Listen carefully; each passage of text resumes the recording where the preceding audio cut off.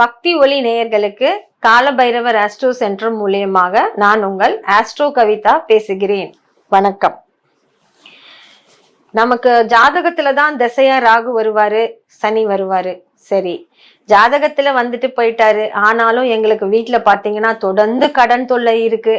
தொடர்ந்து பாத்தீங்கன்னா மருத்துவ செலவாயிட்டு இருக்கு. எந்த விஷயத்தை எடுத்தாலும் அது லேட் ஆகுது, டிலே ஆகுது.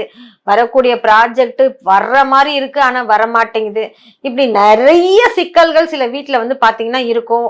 அப்பதான் அவங்க வாஸ்து கன்சல்டன்ட் கிட்ட போவாங்க, எல்லாம் பண்ணுவாங்க.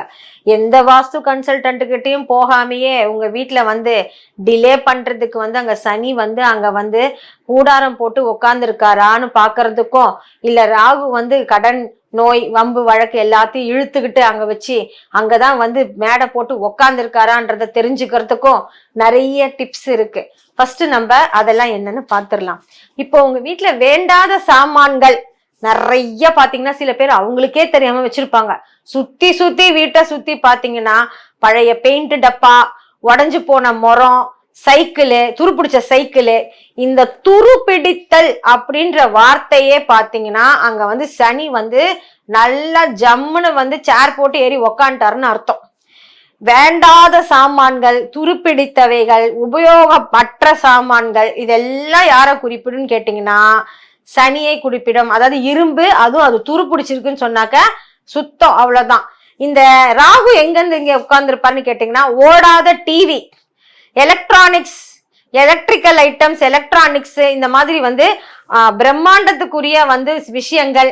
இன்னொன்னு வந்து உபயோகப்படுத்தாத வஸ்திரங்கள், கிழிஞ்ச வஸ்திரங்கள், இதெல்லாம் இருக்கா? நிறைய உங்களுக்கே தெரியாம வீட்டுல வச்சிருப்பீங்க. நிறைய பேர் பாத்தீங்கன்னா மேல ஸ்லாப் போட்டு வந்து ஒண்ணு வச்சிருப்பாங்க. அது பேர் ஸ்டோரேஜ்னு இப்ப சொல்லிக்கிறாங்க. ஆனா அதுல என்ன ஸ்டோர் ஆகுதுன்னு கேட்டா இவன் வாழ்நாள் முழுக்கமே எப்பயுமே திருப்பி எடுக்காத விஷயம் தான் அங்க ஸ்டோரேஜ்ல இருக்கு. இன்னும் சில பேர் பாத்தீங்கன்னா பாத்திரமா, எவர் சில்வர் பாத்திரமா வாங்கி ஸ்டோர் பண்ணி வச்சிருப்பாங்க. இந்த எவர் சில்வர்ன்றதுல பாத்தீங்கன்னா உடனே துருப்பிடிக்க ஆரம்பிக்கும். யூஸ் பண்ணலனாவே அது துருப்பிடிக்க ஆரம்பிக்கும்.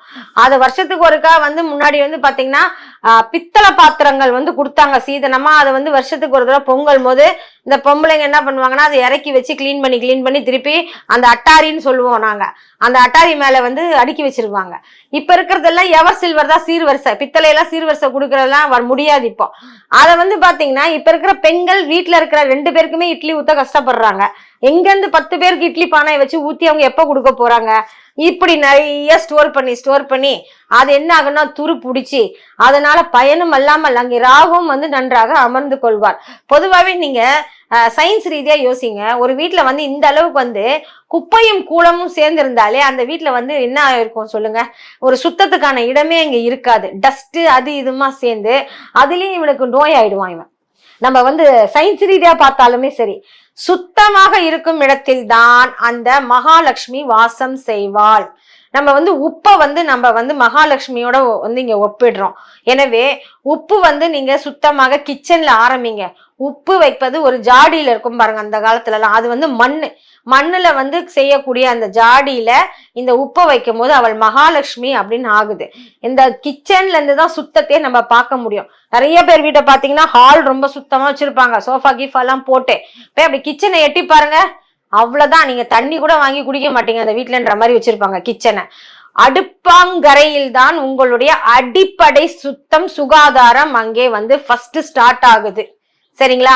நம் சாப்பிடும் உணவு எந்த அளவுக்கு சுத்தபத்தமா நம்ம சமைக்கிறோம், சாப்பிடுறோமோ அது ஒன்றே போதுமானது அந்த வீட்டில் மகாலட்சுமி வாசம் செய்கிறாளா என்பதை தெரிந்து கொள்வதற்கு.